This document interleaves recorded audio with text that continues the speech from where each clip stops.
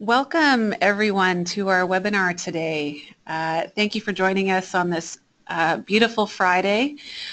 We welcome you from wherever you are joining from, and I hope you have a comfortable spot and perhaps a hot cup of tea or coffee. And we're going to get started with our webinar today.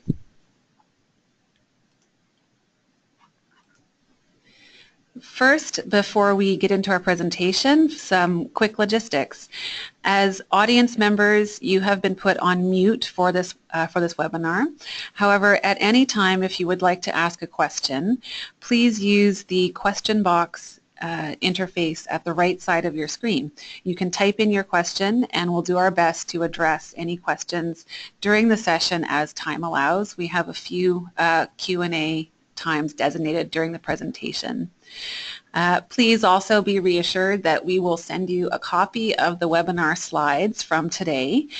So if you are concerned about taking notes or you don't want to miss any information that's presented in the slides, don't worry, we'll make sure and send you those, as well as a link to the video recording of today's session, and we'll make sure everyone who is registered receives those within a few days. Finally, if you are on Twitter, please follow us at ProsperCan. If there's information you're particularly enjoying during today's session, please feel free to tweet using the hashtag ProsperWebinars. My name is Glenna Harris, and I am the Curriculum and Content Officer here at Prosper Canada. We are extremely honored to be hosting today's session with you. Prosper Canada works with partners in all sectors to ensure that all Canadians, regardless of their income, have access to financial programs, products, and services that they need to build their financial well-being. We're interested in breaking down barriers to financial inclusion, and we consider practices that support the financial well-being of Canadians with disabilities to be an important part of this work. So today's webinar, as you can see, we have a robust agenda today.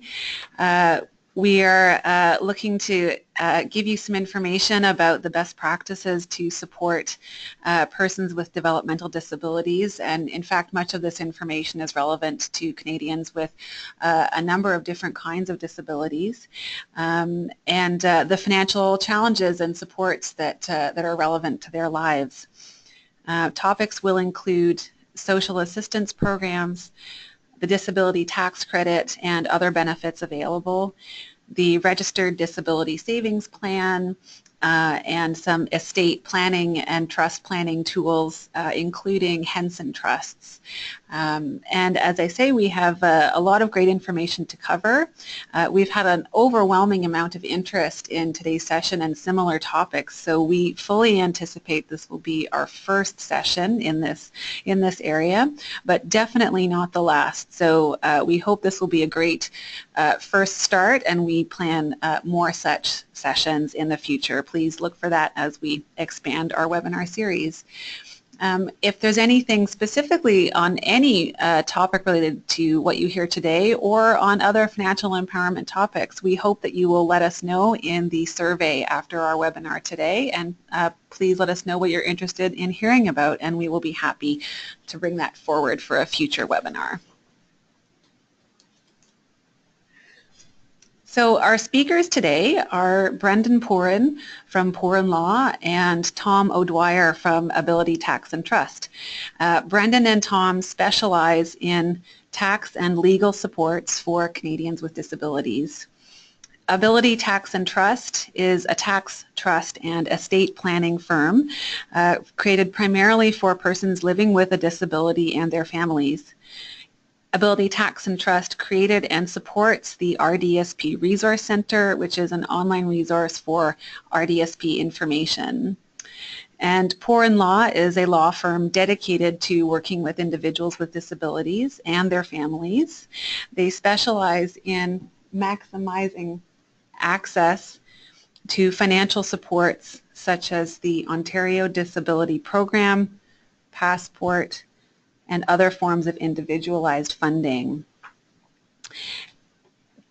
Eligibility Tax and Trust and PooranLaw work in collaboration with Equal Futures partners, including Plan, Partners for Planning, and Van City Credit Union to support eligible individuals to open disability savings plans. So welcome, Tom and Brendon. I'm just going to turn the microphone over to you for the rest of our presentation. So welcome, Brendon and Tom. Good morning, Glenna, and thank you for everybody attending this. The broadcast is now starting. All attendees are in listen-only mode. And thank you, Glenna, and the people at Prosper. It's a pleasure for us to be here to speak to financial prospects for individuals with disabilities, which makes material impact on their lives, and we see it every day with regards to our clients, and then we're here to help and provide as much information that we can provide.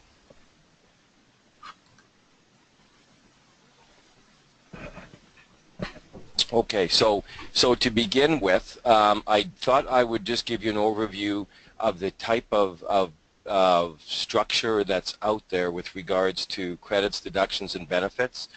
Just as an overview, a tax credit is an amount that reduces taxes owing. So simply put, if you've paid tax and you owe tax, a credit will reduce that amount of tax that you will have paid. A deduction, on the other hand, is an actual expense, which that reduces the amount of income that you report, and then subsequently lowers your tax rate on the amount of income tax that you'd pay. And benefits are simply social benefit programs that are administered through the income tax system. So something that, for reference, would be a child disability benefit, which is an enhancement to a Canada child care tax benefit for an individual that qualifies for the disability tax credit. So I think it's important when you're talking to individuals that you kind of keep in mind that there are these three types of benefit programs that are available to them and their family members. So I think the big starting point for most people that have a disability, the most important credit that they need to look at is the disability tax credit. It was a fairness measure. I think it came in 1987 to help, offset additional expenses associated with a person with a severe mental impairment. There's absolutely no age limit. It can be claimed by the individual with the disability themselves, or it can be transferred to a supporting family member dependent on income levels. And under the fairness provisions of the Income Tax Act, you're allowed to file these applications and claim for each year you qualify for the previous 10 years. Qualification for the tax credit's a little bit complex, and like anything that's listed in the Income Tax Act, it is technical. But as an overview, in order to qualify, the individual must be blind or require life-sustaining therapy, or the effects from the impairment markedly restricts a person's ability to perform activities of daily living. This impairment is severe and prolonged, and then a medical practitioner must certify it in a form that's produced by the Canada Revenue Agency to the above conditions. So what does markedly restricted mean? So markedly restricted means that a person's unable to perform a single basic activity of daily living. Under the Income Tax Act, the activities of daily living include the mental functions necessary for everyday life: feeding, speaking, hearing, elimination, and walking. Or a person, if they're able to perform one of these activities of daily living, but it requires an inordinate amount of time to perform one of those activities, then you've met the standard of, or the individual's met the standard of a markedly restricted condition.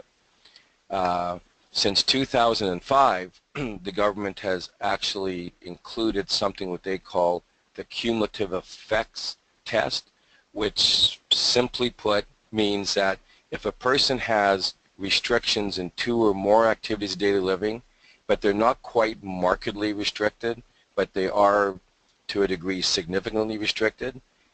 If those two restrictions add up to being equivalent of a markedly restricted person, then the person would qualify for the disability tax credit under the markedly restricted test. And these restrictions must be present substantially all of the time. To speak a little bit to what substantially all of the time means, the Canada Revenue Agency takes the perspective that it means 90% or more of the time that the restrictions must be present.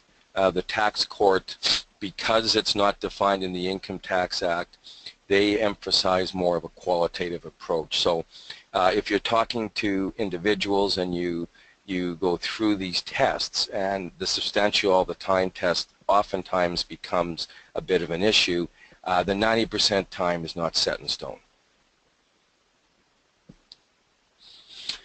The prolonged test, so simply meaning that the impairment has lasted or can reasonably be expected to last for a continuous period of 12 months, fairly straightforward.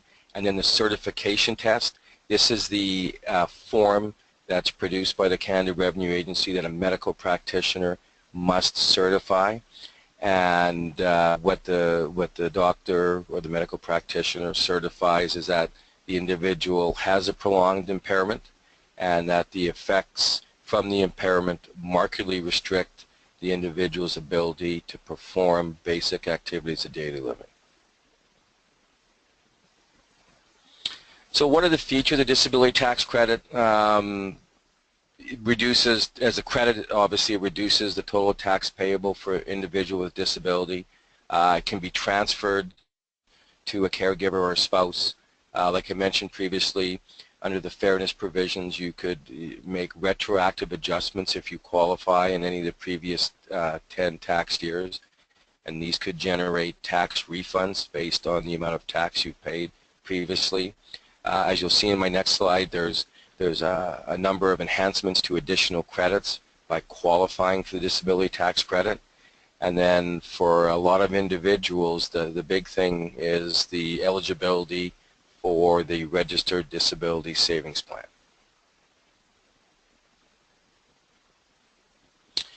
So what are additional tax credits? So some of these additional tax credits include an amount for an infirm dependent. So for example, that means if the family member is taking care of an adult son or daughter who does not live with them but provides support, you could claim this credit. There's an enhancement for the caregiver credit, the family caregiver amount. If the individual with the disability earns employment income, there's a supplement to the working income tax benefit. There are enhancements to certain medical expenses, i.e. attendant care. There are enhancement amounts for child care expenses, so you're able to claim a greater number of child care expenses if the individual qualifies for the disability tax credit. There has been age limit extensions to children's fitness and art amount. As I previously mentioned, there's the additional child disability benefit, which is a supplement to the current Canada child care tax benefits, and you know, I think for 2016 it could mean up to an extra $230 to $240 per month per child. And then obviously there are the Canada Pension Plan disability benefits. With respect to provincial tax credits, most provinces except Quebec have parallel disability tax credit amounts. Revenue Quebec, interesting enough, has a separate qualification for a provincial disability credit. So if you're a resident in Quebec, you not only have to have the doctor certify the federal T2201 form, but they also have to certify a provincial impairment certificate. There is also parallel provincial caregiver credit amounts. So the takeaway here is that most of the credits federally for disability amounts, there are parallel provincial tax credits. And every year, each province may introduce specific disability tax-related benefits. So it's always good to be updated with regards to initiatives that might be in Ontario, for example, or BC or Manitoba, provincial governments tend to put things in the budget to help address some of these issues that people with individuals with disability are facing. And just to give you a brief example of a provincial disability tax credit, if you're in Ontario and you are eligible for the federal disability tax credit, you can also claim the provincial disability amount, which in 2017 I believe is $8,088, and that amount is the amount of the credit which you multiply by the lowest marginal rate provincially in Ontario, which is 5.05%. So it's equivalent to about a $410 tax reduction. So here are some of the non-refundable tax credits and amounts for 2016 federally. So the tax rate applied to the credit is 15%, so that's the lowest federal tax rate. So when you see the amounts of the actual credit, so for example, eligible dependent, $11,474, or the disability tax credit amount, $8,001, in order to come up with a dollar amount of what that claiming that credit will reduce your taxes payable, you multiply by the tax rate of 15%. So for example, if a person's claiming federal disability tax credit, 15% of $8,000 is approximately a $1,200 reduction. So for example, if a person has paid $2,000 in income tax and now they're able to claim the disability tax credit, they would get a refund of federally of $1,200 from that $2,000.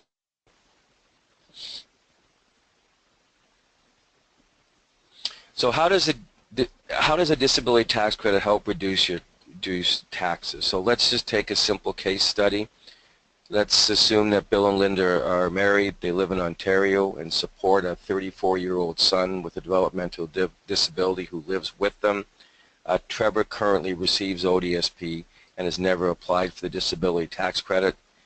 If Trevor applies and qualifies for the disability tax credit, Bill can receive a disability tax credit transfer tax credit in 2016. And if Trevor qualifies for the disability tax credit since birth, Bill will be entitled to a retroactive transfer tax credit for the previous 9 years that will generate a cash refund. Bill will also be entitled to a caregiver tax credit on the basis that Trevor is living with them, as well as the new family caregiver amount that came into legislation in 2012.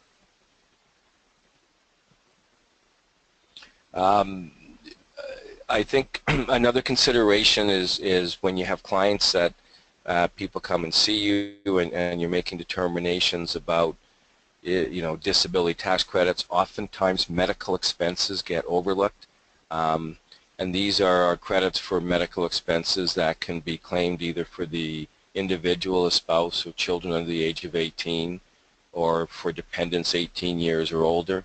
They're refundable for certain low-income working individuals. There are a numerous number of eligible expenses under the Act and the regs in the Income Tax Act. Expenses include amounts paid to group homes, care homes, nursing homes. Those are all things that need to be considered. I think it's important that we inform clients that there are medical expenses that can be claimed, because often clients don't like to communicate about these expenses. And oftentimes budgets periodically expand this list of eligible expenses. So in every budget you might see every year, they'll make small changes or include different eligible expenses. Particularly now with technology being advanced, the government now contemplates what would qualify for an eligible medical expense. So for example, if Trevor, going back to our case study, was in high school and Bill paid, for example, $8,000 annually for 3 years for tutoring service, which is very common for a lot of our clients that have children with learning disabilities. If Bill had paid $8,000 for tutoring service, he'd be able to claim the full $8,000 each year as a medical expense.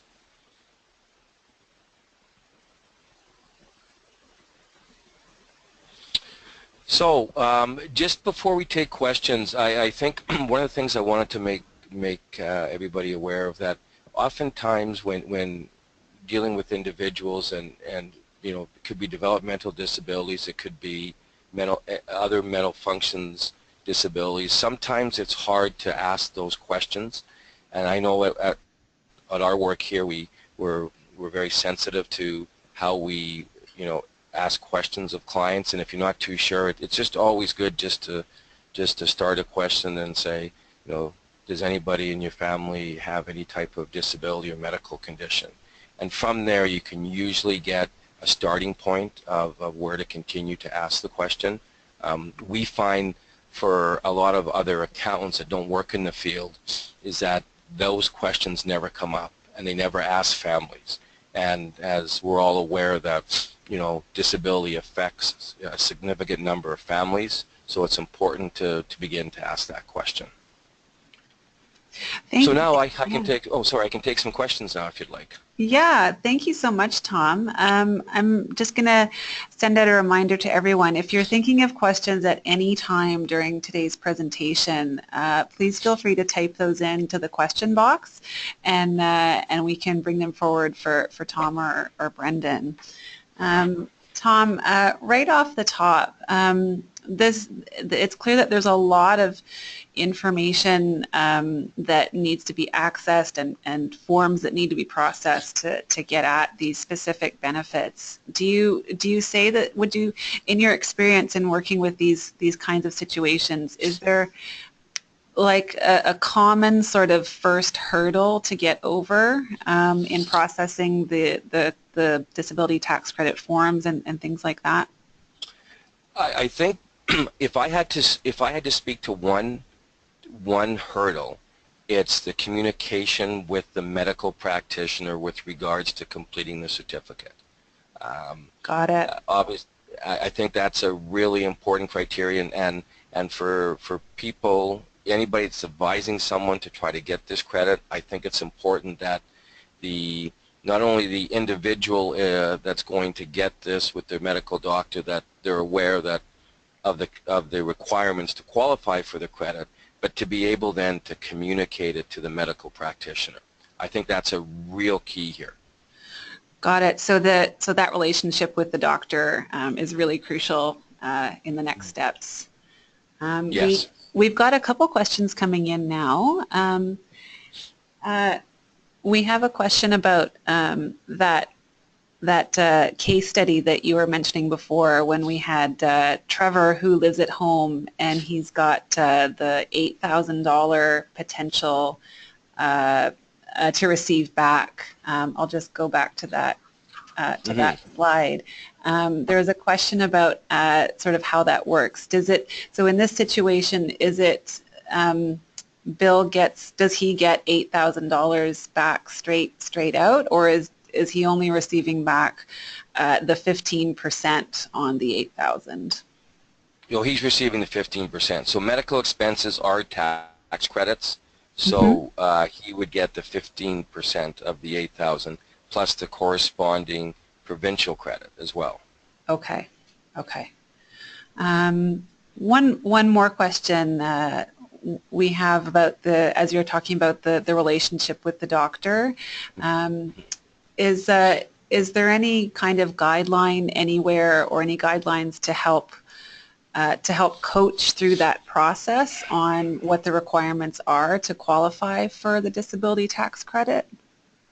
It's a really good question, and you know, one of the things that the short answer is not really. One of the things that we do with our clients is we actually communicate on behalf of the client to the doctor. And that communication's not to convince the doctor in any means that the client qualifies. It's to educate the doctor with respect to what the criteria is in order for their patient to qualify. And just to give you a brief example, Brendon and I were asked by the University Health Network in Toronto to provide a memo to all the doctors to provide guidance with respect to the qualification criteria for these credits. And we did that back in March, and I can see, whether it's either their patients coming back with properly filled out certificates, or I've had doctors actually email me for some clarification, and that's great, because that means that they're actually looking at what we're saying and they're reading it and they're making an interpretation based upon not only what the form says but what we've said to complete that certificate. Got it. So this is one of those cases where some extra support can be really helpful if there's a challenge. Yes, I think again, it's the support is mainly educational piece. It's the doctor's determination if their patient qualifies, but because this program is administered under the Tax Act, they've written it into legislation under that piece, and like we all know, most things in the Tax Act are complex and probably confusing. Agreed. I think a lot of our folks in the audience would agree with that. We have a few more questions that have come in, and we're gonna flag them for a later Q&A, because we know that we've got a lot more great information to cover in today's presentation. So thank you so much, Tom, for this portion. I want to just reiterate to everyone listening today, we will be sending copies of today's slides to everyone who is registered. So if there's information that you wanted to make a note of but haven't gotten the chance, you'll definitely have the slides after today's session. Tom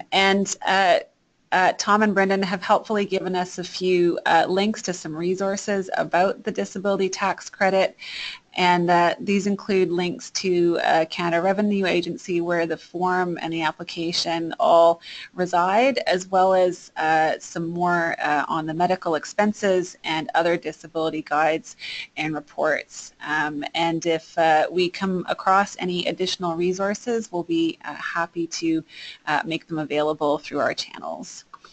So thank you for that portion on the disability tax credit, Tom. I'm going to turn things over, I believe, to Brendon now to take us through the Registered Disability Savings Plan and some associated financial supports that go along with it. So Brendon, over to you.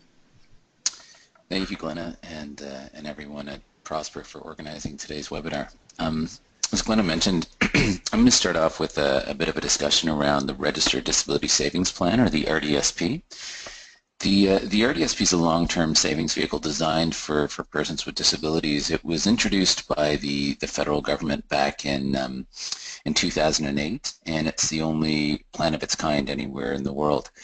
It's one of a range of financial and estate planning tools. So the idea with the RDSP is that it kind of becomes one of the pillars of individuals' estate and financial plans, and works nicely together with, or complements other registered plans, a person's will, their power of attorney documents, and any other kind of estate and financial tools or supports that are in place. It is a long-term savings plan that benefits individuals eligible for the disability tax credit. So a couple of points here. The disability tax credit that Tom just went through in detail is the main prerequisite for accessing the RDSP.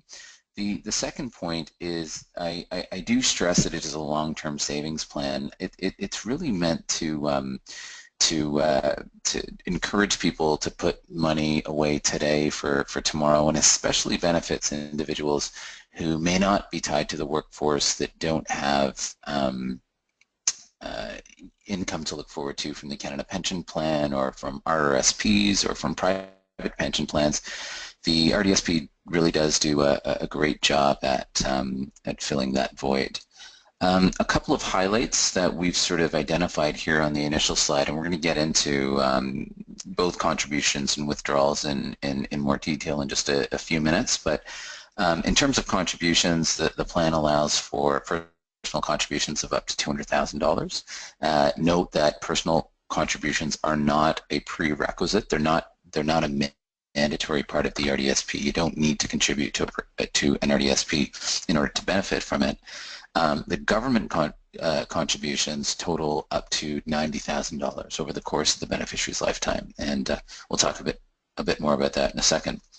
In terms of taking money out of the RDSP, I stressed just a moment ago that it is a long-term savings plan, and so there is a very important rule associated with taking money out of the plan, and that is that an individual has to wait 10 years after the date of the government's last contribution in order to withdraw money, and I'll explain that a little bit more in a few minutes.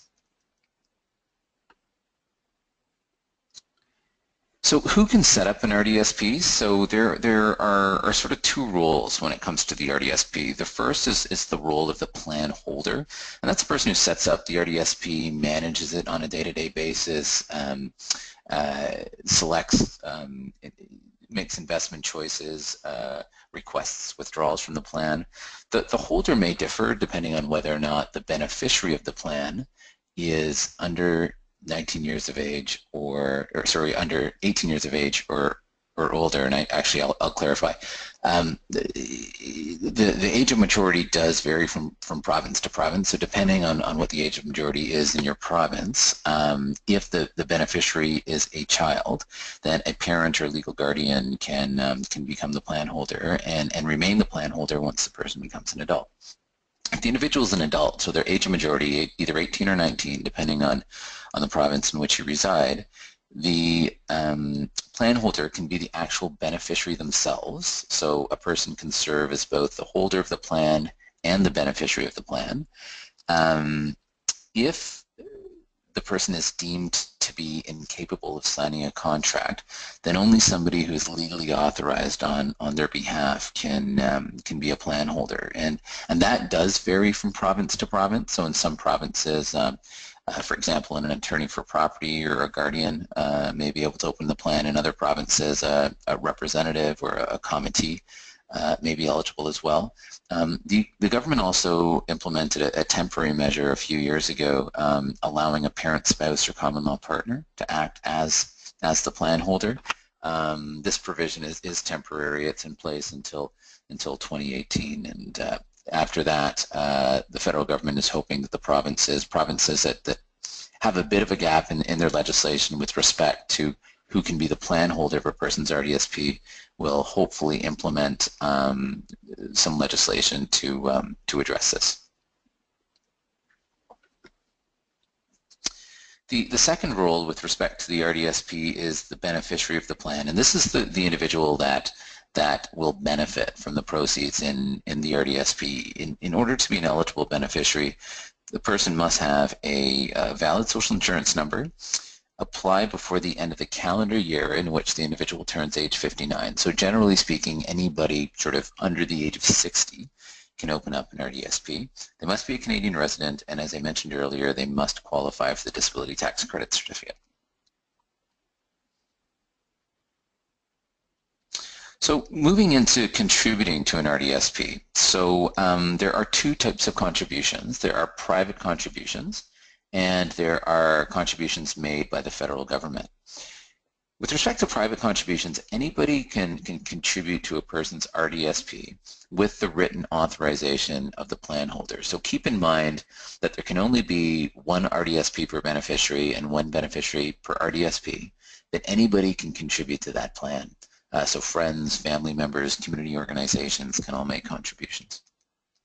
There is a $200,000 lifetime contribution limit with regards to private contributions, and no annual contribution limit. So conceivably, somebody could open up an RDSP today, and if they had the resources in place, could contribute the full $200,000. But I'll explain in a few minutes why that may not make the most sense.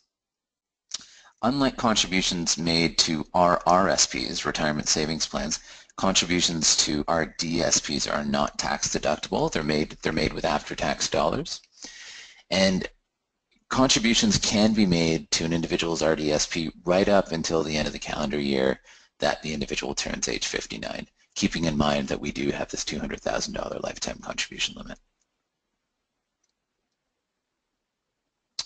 In addition to the $200,000 in private contributions, the sort of the main attraction with respect to the RDSP really relates to the federal contributions, the amount of money that the federal government contributes to the plan. Beneficiaries are eligible for these federal contributions in two forms. We've got the Canada Disability Savings Grant and the Canada Disability Savings Bond, and we commonly refer to them as the grant and the bond. And you know, these federal contributions, the plan as a whole is really built on the blueprint of the RESP, the Registered Education Savings Plans that also have grants and bonds. In order for a beneficiary to ensure that they receive the maximum amount of grants and bonds, it's important to ensure that that tax return filings are up to date. So the Canada Revenue Agency is always looking at income from 2 years prior to the current year in order to determine how much money to put into the plan. So for 2017, they're actually looking at 2015 tax returns. If the beneficiary is a child, ensure that you've applied for the Canada Child Tax Benefit. You don't have to qualify for it, but it is a prerequisite. And grants and bonds are paid until the end of the calendar year in which the beneficiary turns age 49 or maximum amounts have been paid. So we'll get to the maximum amounts in just a second, but it's important to note that while private contributions can be made into an RDSP until age 59, the government, the last possible year that the government will contribute to a person's RDSP is age 49. Now, the amount of money that the government contributes to an RDSP is based on what's called the beneficiary's family income. The beneficiary's family income differs depending on the age of the beneficiary.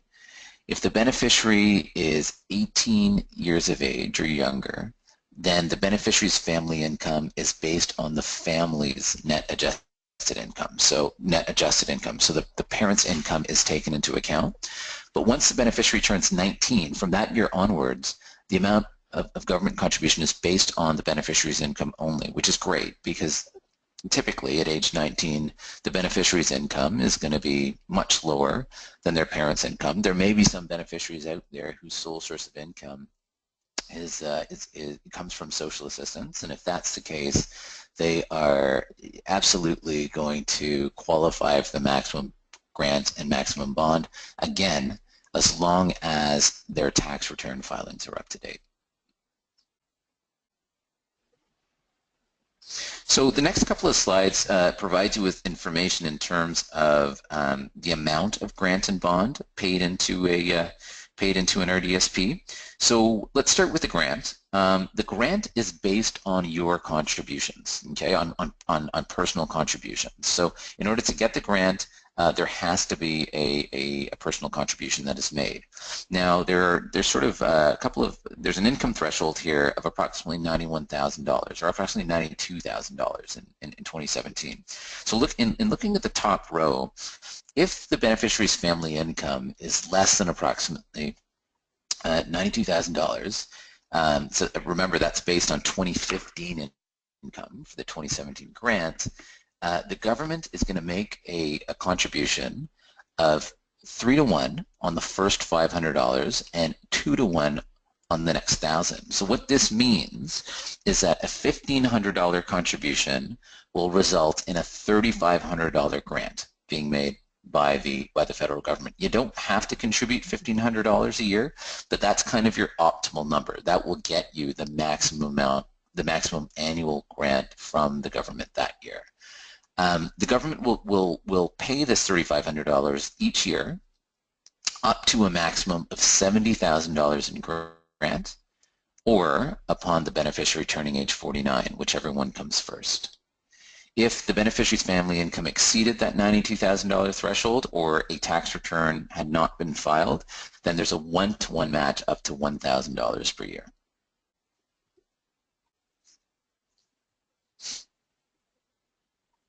In addition to the grant, the bond recognizes, or sorry, the government recognizes that not everybody has the means to contribute to their RDSP. So depending on that person's income, they may be eligible for the bond. The bond differs from the grant in that a personal contribution is not required. A person will benefit from the bond simply by opening up the RDSP. So if the individual's, if the beneficiary's family income was less than $30,000 in 2015, they're going to qualify for the full bond, which amounts to $1,000 per year. And that $1,000 again is payable every year up to a lifetime maximum of $20,000 or the beneficiary turning age 49, whichever one comes first. If the beneficiary's family income is between $30,000 and approximately $46,000, then a portion of that $1,000 is paid. It's prorated.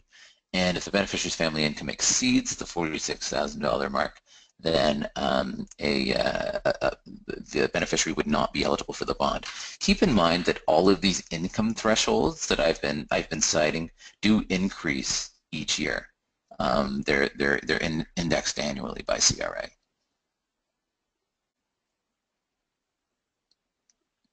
And the news gets even better. So even if a person hasn't opened up an RDSP yet, they haven't lost out, because a few years ago the government introduced this catch-up measure in the 2010 budget.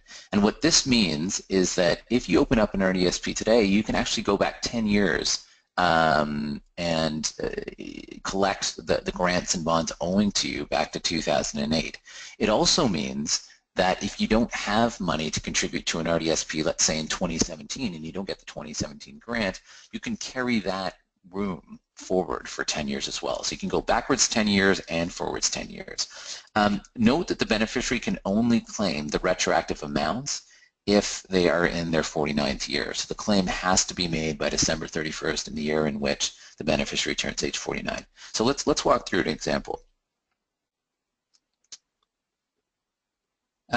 Let's say Jane opened up an RDSP in 2017. She's 35 years old, and her family income has been zero since 2006. So let's assume that her income was comprised solely of social assistance income. She would have unused government contributions of $35,000 in the form of a grant. So that's $3,500 each year for 10 years. And she would have $10,000 worth of bonds owing to her. So that's $1,000 a year each year for 10 years. In looking at the chart in terms of how the bonds and the grants are paid out, so let's focus on the bonds first. If she were to open up the plan today, she would see $10,000 appear in her RDSP within a few months without any contribution being made. The government will automatically pay that, again, assuming that all of her tax return filings are up to date. $10,000 will hit her RDSP and she hasn't even made a contribution. In addition to the bonds, as I mentioned, she would also be eligible for the $35,000 in grant money, the $3,500 a year going back 10 years. But keep in mind with the grants, the government will only contribute an annual maximum of $10,500. So even though she's entitled to $35,000, they'll only pay out $10,500 in any 1 year. So when you're speaking to your bank or financial advisor in terms of trying to figure out how much money do I put in this year to get my $10,500 and how much do I put in subsequent years to catch up, it's very important for your advisor to sort of take into account your age, your income going back 10 or actually I guess 12 years in this case, and provide you with that amount. So based on this example, the optimal contribution would be $3,500 each year. It'll take about 4 or 5 years to fully catch up. In 2017, Jane would be eligible for another $10,500, and sorry, in 2018 she'd be eligible for another $10,500 as well. And so again, you haven't lost out if you've been eligible for an RDSP and haven't opened one as yet. The last point that I want to make on this is not only does the beneficiary have to be in their 49th year or younger to claim the retroactive amount, but the DTC, the disability tax credit, must have been in place for the years that the beneficiary is claiming the grant and bond. So in other words, Jane's disability tax credit in this example must be valid back to 2008. So Brendon, just one quick question before we move forward. For the contributions for the bonds and the grants, are those contributions that must come from the family, or can they come from anyone? They can come from anyone. Okay, that's great. So it's not restricted to the beneficiary or the family at all. Okay, perfect. Thank you. And in fact, depending on the province in which the beneficiary resides, there are some incentives from foundations in terms of contributing to an RDSP. So, and Tom can speak more on this, but I believe out in Vancouver there's a $150 contribution made by the foundation out there for anyone that opens up an RDSP. Great, thank you. So we spoke about eligibility, contributing to a plan. We're now going to talk about payments and taxation, so taking money out of the plan. I mentioned this rule earlier, and it is the most important rule when it comes to sort of understanding the RDSP and planning, or in terms of forecasting income supports on a go-forward basis. Withdrawals will result in the repayment of grants and bonds received within the last 10 years. So in other words, a beneficiary has to wait 10 years from the government's last contribution before withdrawing money from the plan. So let's say I'm 35 years old and I open up an RDSP and the government contributes to my RDSP until age 49. I've got to wait an additional 10 years until I'm age 59 in order to make a withdrawal without penalty. Likewise, if a 15-year-old opens up an RDSP and it takes her 20 years to collect the maximum grant and the maximum amount, grant and bond amounts, so now she's 35, she's got to wait an additional 10 years until age 45 in order to withdraw money. If money is withdrawn, if that rule isn't applied and 10 years hasn't passed since the last government contribution, then the penalty equates to a 3-to-1 repayment amount. So if I take out $1,000, then I'm on the hook for $3,000, up to the total amount of grants and bonds in my account for the last 10 years. So keeping that in mind, we're now going to talk about the 3 types of withdrawals from RDSPs: the lifetime disability assistance payment, the disability assistance payment, and terminal illness payments. The lifetime disability assistance payments, commonly referred to as an LDAP, are the most common type of RDSP withdrawals. These are regularly scheduled periodic withdrawals that can begin at any age but must begin by the end of the year that the beneficiary turns age 60. And the amount of these withdrawals, it kind of the withdrawals function similar to a RIF, whereby the amount is determined by a formula that takes into account the fair market value of the RDSP and the beneficiary's life expectancy, keeping in mind that the government uses sort of age 80 and adds 3 to that, so really age 83 for life expectancy. The second type of withdrawal, let's say you wanted to take money out of the plan, but you didn't want to trigger these recurring payments. You just wanted to take a lump sum out. Let's say you wanted to put that, you wanted to use that for a down payment on a home. An unscheduled lump sum withdrawal can come out of the RDSP as well. The 10-year rule still applies, and there's some additional rules when it comes to how much that lump sum amount can be. The third type is a terminal illness disability assistance payment, and this occurs where a doctor certifies that a beneficiary has 5 or less years to live. This is the only type of withdrawal where that 10-year rule doesn't apply, and the formula that I referred to earlier doesn't apply as well. Up to $10,500 can come out of the plan each year. So with respect to taxation, when money is in the RDSP and those funds are invested, the funds grow on a tax-deferred basis. So again, very similar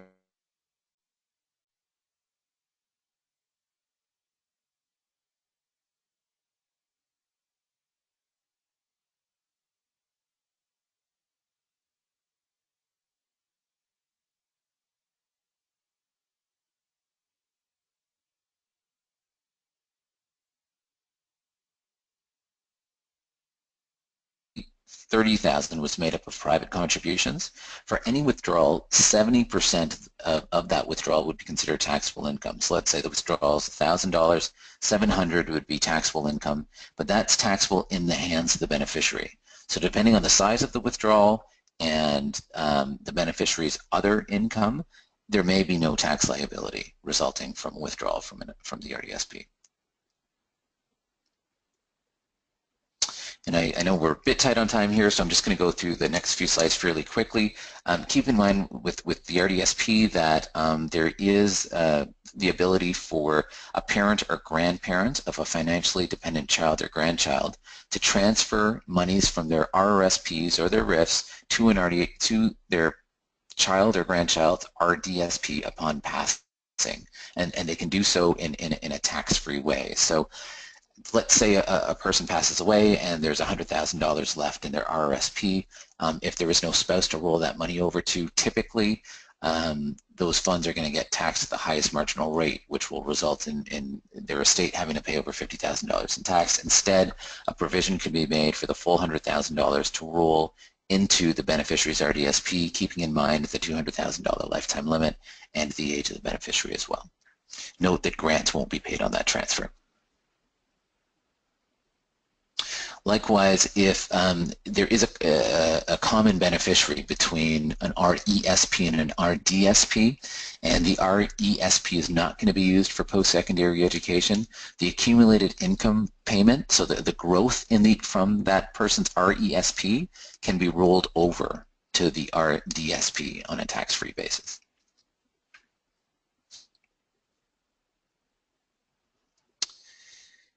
So a lot of people say, well, the RDSP sounds fantastic, but I'm on social assistance, and I'm unsure as to how the RDSP is going to impact my social assistance. The good news is that in all provinces, the RDSP is considered exempt as an asset for social assistance eligibility purposes. So here in Ontario, we have the Ontario Disability Support Program that has a general rule that you can't have more than $5,000 in assets. The RDSP doesn't count within that $5,000 limit. And when money comes out, in most provinces, all of that income, all of the withdrawals, can be used for any purpose as long as they benefit the beneficiary without any penalty.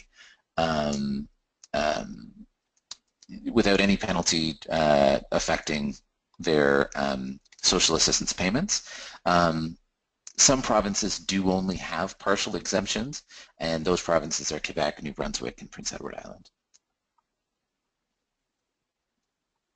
Likewise, at the federal level, the RDSP will not impact any of the federal programs, including Old Age Security, the Guaranteed Income Supplement, the Canada Pension Plan, and GST, HST benefits.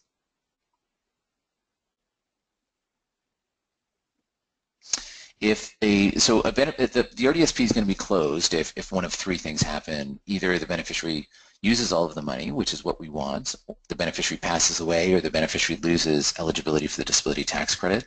If the beneficiary passes away, then the plan must be collapsed by the end of the following year. Any grant or bond received within 10 years of death has to be repaid to the federal government, and everything else transfers to the estate of the beneficiary and is taxed accordingly. If the beneficiary has a will in place, then the will determines who will inherit the proceeds from the RDSP. If there is no will in place, then each province usually has what's called an intestacy law, which usually dictates that next of kin will inherit in a specified order. If the beneficiary loses eligibility for the disability tax credit, then similarly, any grant or bond must be repaid to the federal government. Any grant or bond received within 10 years of eligibility loss must be repaid to the federal government, and then everything else is transferred to the beneficiary and taxed accordingly. However, if the beneficiary loses DTC eligibility, the RDSP can remain open if there is medical certification that states the beneficiary will likely be eligible again for the DTC in the foreseeable future. The plan would be in a dormant status, so no contributions could be made to it, and no withdrawals could be accessed.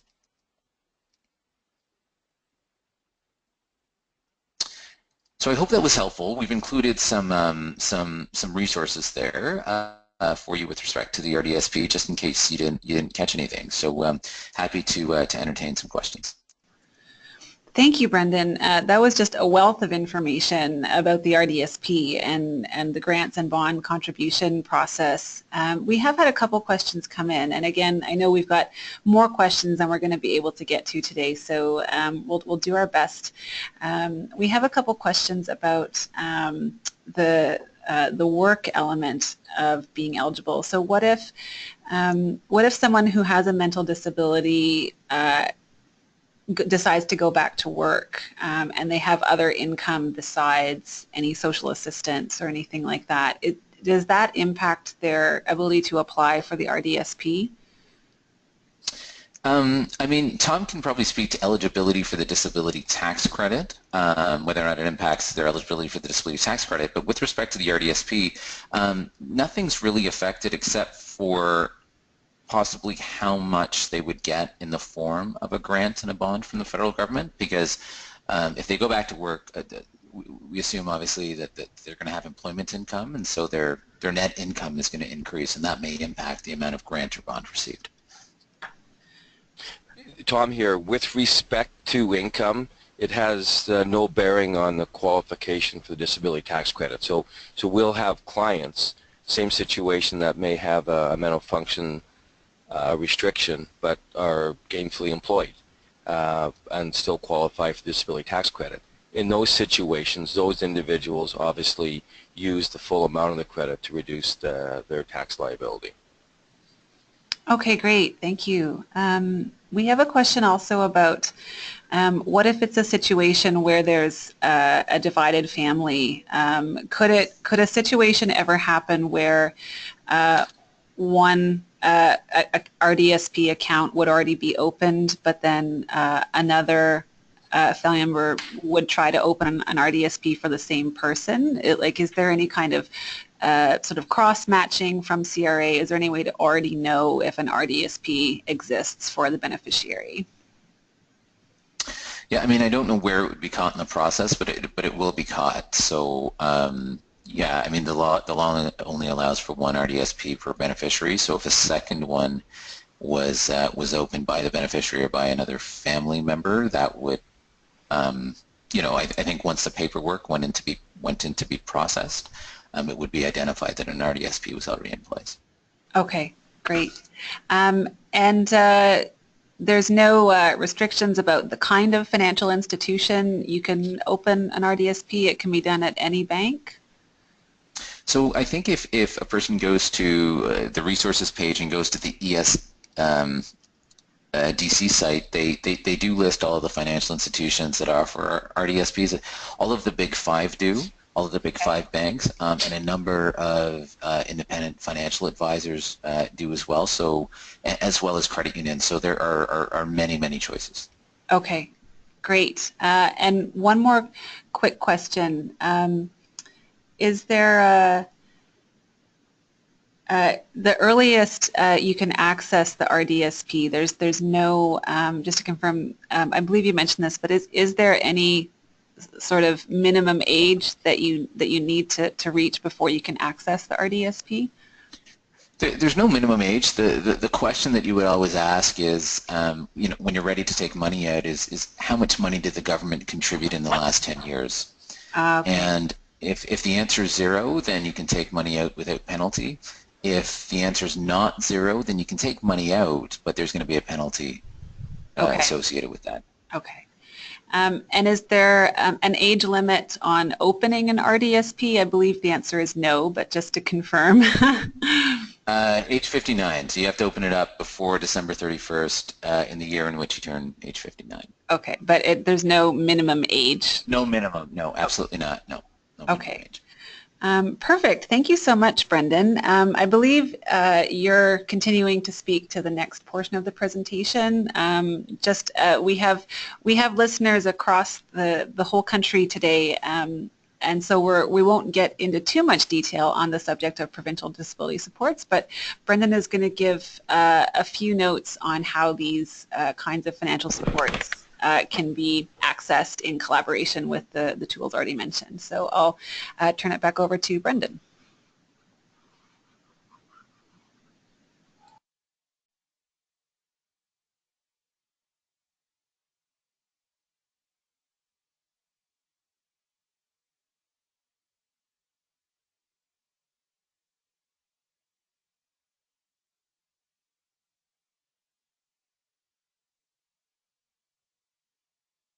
person must first qualify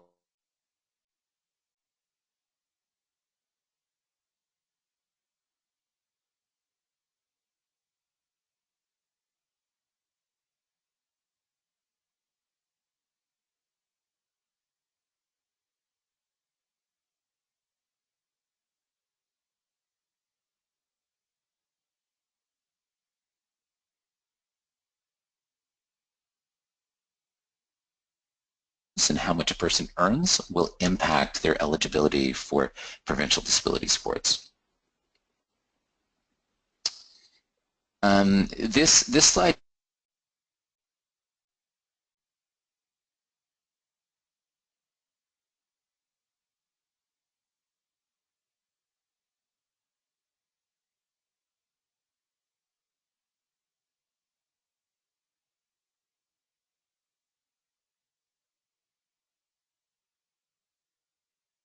identifies that the amounts paid out are not or don't come anywhere near meeting a person's basic needs, but we can see that that supports do sort of range between $10,000 and $20,000 depending on the province.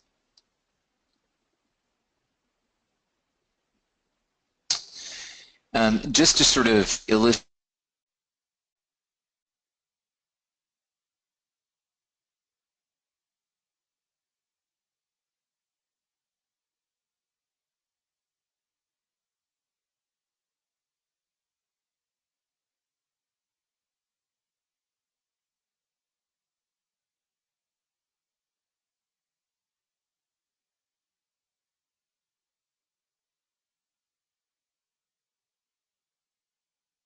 piece and the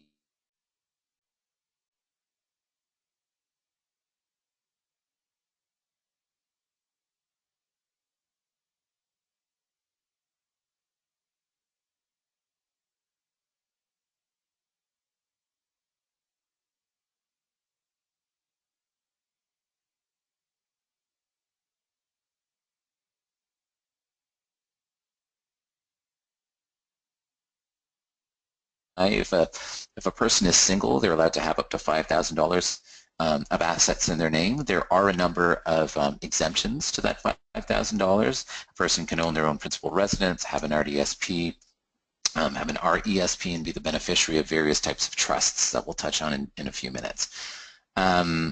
There are also exemptions when it comes to a person earning income from other sources. In Ontario, the general rule is that a person can receive up to $6,000 every 12 months in the form of voluntary gifts and payments. If a person is working, the first $200 per month of net earnings per month is considered exempt, and any amount earned on top of that is clawed back at a rate of 50%.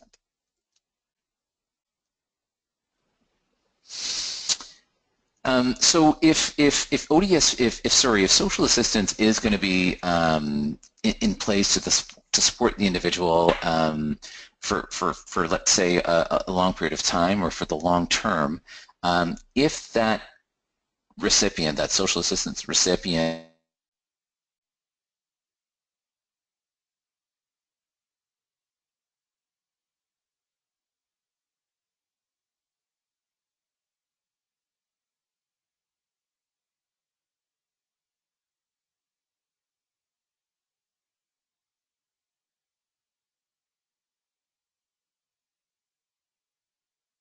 inheritance exceeds the asset limit, which is $5,000 in Ontario, those social assistance benefits that the person relies on could be cut off.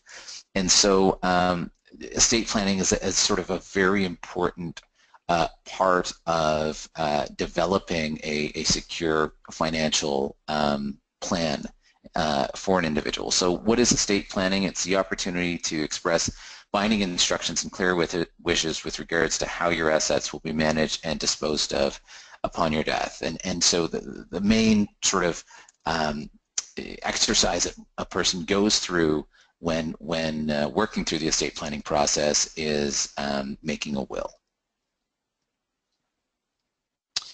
And within that will, in order to preserve those social assistance benefits, there are a number of different types of trusts that one may incorporate. And so this slide just sort of is my attempt at depicting how a trust works. So you've got the settlor, the testator. That's the person leaving instructions that essentially says, I'd like to leave $100,000 or $200,000 to, let's say, my son or my daughter in this separate sort of taxable entity in this trust to be managed by trustees that I appoint for the benefit of my family member, the beneficiary.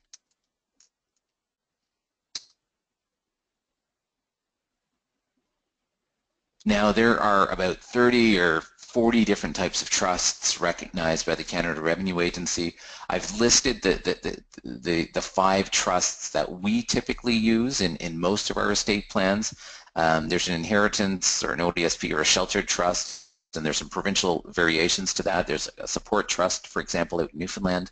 The Henson Trust, which we'll talk about in just a minute, a qualified disability trust, a lifetime benefit trust, and if you've got minor children at home or you're planning for minor children, then usually a stage trust is incorporated in the will that essentially allows you to sprinkle money to the children until they're a certain age when they would inherit the full gift.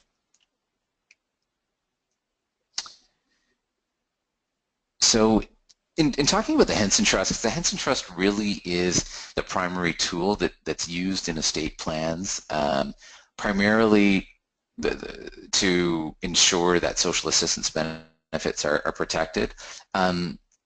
Keep in mind that the Henson Trust isn't recognized in all provinces and territories.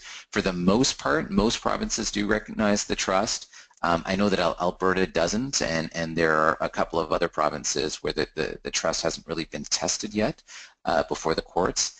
But it is the most common tool used, as I mentioned. The Henson Trust is an absolute discretionary trust, and what this means is that the trustee has absolute discretion when it comes to the spending of the funds. They can't be directed by the trust document or by the will in any way. And if this trust is set up properly, the asset won't be recognized by most social assistance programs. So in other words, the individual could leave $10,000, $100,000, $1 million in this trust, and the beneficiary of the trust would still be eligible for social assistance benefits. The testator can identify residual beneficiaries, so they can say if the primary beneficiary passes away, here is who I want to inherit the remaining proceeds. The trust can be set up as a living trust or as a testamentary trust, one that doesn't become active until you pass away. And it's very important to consider naming the appropriate and in most cases multiple trustees, because again, you are saying to somebody, here's a significant amount of money and I want you to manage it for the benefit of the beneficiary, and you have absolute discretion when it comes to the spending. You want to ensure that any trust that you incorporate, or that the Henson Trust that you incorporate, qualifies as a qualified disability trust. This is very important for tax planning purposes. What this allows, it allows the income generated in the trust to be taxed at preferential rates, to be taxed at the graduated rates versus the highest marginal rate. In order to qualify, the trustee must be a resident of Canada. The beneficiary must qualify for the disability tax credit. So again, a very important benefit of having the disability tax credit in place is the way in which the income in these trusts are taxed, and the trust capital cannot be paid to a non-qualifying beneficiary. In other words, the capital in the trust can't be paid to anybody that doesn't qualify for the DTC. The beneficiary can only benefit from one QDT, Qualified Disability Trust, in any tax year.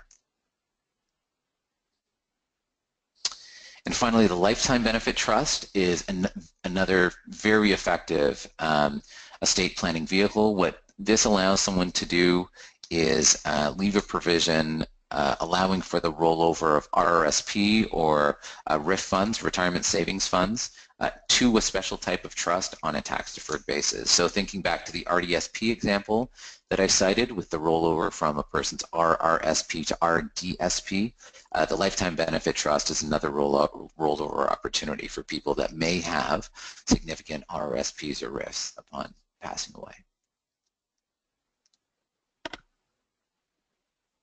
And this slide just covers a couple of considerations that comes with selecting a trustee of these trusts. So honest and trustworthy goes without saying. At least one of the beneficiaries should be highly involved in the beneficiary's life and sensitive to their needs and wants. Very important for the trustees to understand social assistance rules, because it's one thing for an individual to go through all of this planning so that social assistance benefits aren't affected, but if the trustee then turns around and makes a disbursement that exceeds asset and or income limits, the beneficiary's social assistance benefits may be affected. Consider age. You want the trust in place for the duration of the beneficiary's life. So ideally, the trustees would be similar age to the beneficiaries. Someone that understands or can access professionals that can guide them with respect to investments and income tax, because trust funds are going to be invested. Income tax returns have to be filed on an annual basis. Record keeping, someone who's very conscientious, that's able to track every dollar that goes in and out of the trust, because accountings are required. Social assistance reports are required as well with respect to the trusts. And finally, beware of potential conflicts of interest. And here what we're just trying to stress is that if you have trustees of the trust that are also residual beneficiaries, meaning that they're going to inherit from the trust, if the beneficiary passes away, there's an inherent conflict of interest there. So you want to do what you can to mitigate that conflict, such as adding another trustee who may not have an interest in the trust.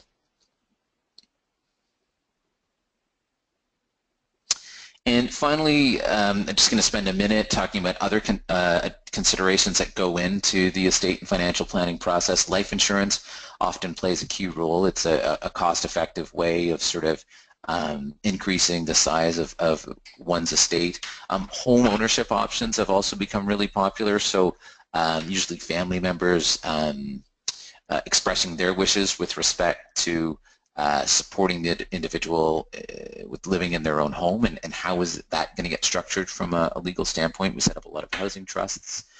Self-directed support organizations or microboards or ROHAs, depending on what part of the country you live in, also play a key role, usually in administering individualized funding and assisting with supported decision making, accessing services and other types of services and supports. So services and supports resources to support the person in the community or in their own home, and also consider consent capacity and legal decision making issues. We could spend another couple of hours with respect to powers of attorney and guardianships and representation agreements, but legal decision making, especially when we're planning for an individual with a developmental disability, does often come into play and would need to be considered as well.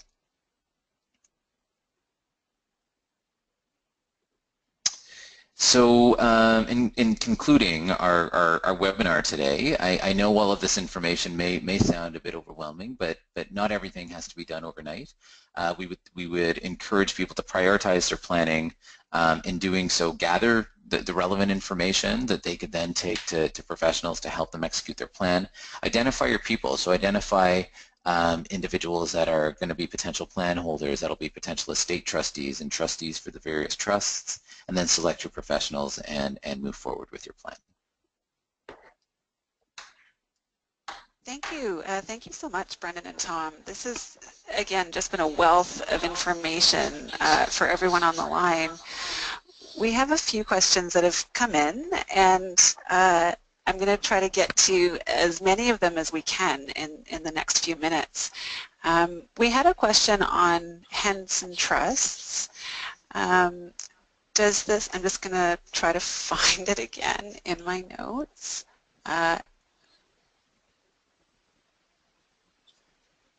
Oh, I'm very sorry, I've lost track. My apologies. I'm going to go generally into the questions here. If we're talking about someone who needs help for estate planning, who would you recommend that the client or participant contacts first? I mean, there are typically going to be a few people involved with an estate plan, so there's going to be a lawyer, often a financial advisor, and a tax accountant as well. Tom, I don't know what your thoughts are. I think people typically may start off with the lawyer and seek direction from there, or their financial advisor. But I would say any one of the three would be a good starting point. Yeah, I think it's important. I think I think the first step is to actually probably, for a lot of people, or a huge statistically significant number of people, they don't have a will in place. And I think going to a lawyer who has experience with this, he can not only speak to why a will is important, but what are the kind of attributes that need to be included in the will with regards to planning for a beneficiary that has a disability. I think that's, you know, and if you're going to send, you know, one of the things I would say is that make sure that the lawyer that is completing or preparing the will on behalf of the family or the testator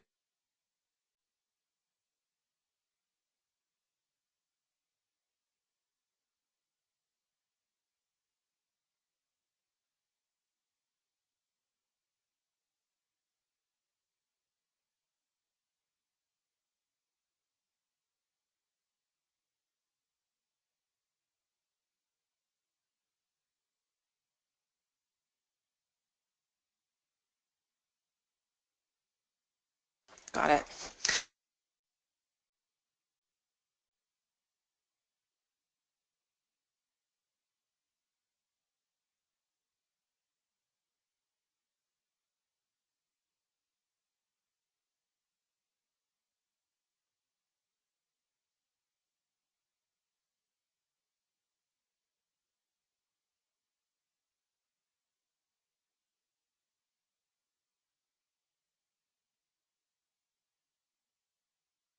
For the Henson Trust to be established, and the Henson Trust, I mean, the Henson Trust is funded by the estate, right? So someone isn't funding their own trust, and then in those instructions, a trustee would be appointed. Okay. So I don't know if that answers the questions, but you're typically not, like, if I have, let's say, $100,000, I can't take that $100,000 and put it into my own Henson Trust in order to qualify for social assistance benefits unless that $100,000 derived from an inheritance. Here in Ontario, that's an Ontario rule, and there's a $100,000 limit. Okay. And that, and Brendon, that sort of speaks to the fact of why they've allowed trusts to be exempt from asset tests, because the fact is that the assets are held in trust for the beneficiary at the trustee's discretion. That's right. If in fact that the beneficiary was contributing and controlling it, you know, arguably the ministry would say, well, these are actually your assets, you're controlling them. That's right. That's right. Exactly. Okay. Perfect. Thank you. We have a few questions sort of generally on a few different things that you've spoken about today, so be ready for anything, I guess. In thinking about supporting people with disabilities, is there anything in what you've spoken about today that would be different for someone with a physical disability versus a developmental disability? I think everything that we spoke on today would apply to a person with a physical disability. Yeah, I mean, I think that last slide where we covered sort of additional considerations, especially around services and supports and consent capacity and legal decision making, there would be some differences there. But for the most part, yeah, for the most part, I would say much of what we spoke about today also applies to people with or to individuals with physical disabilities. Okay. Okay. Great. Question going back to the disability tax credit. For people who, this is someone working primarily with individuals receiving income support, and they found the DTC difficult to access because, or difficult to justify because of it being non-refundable. So could you speak more to the kinds of benefits for the DTC for people who don't pay income tax? Okay, yeah, I mean, and the question is, the person's correct that these are non-refundable credits. So primarily for the disability tax credit, like Brendon mentioned, being a beneficiary of a testamentary trust is important.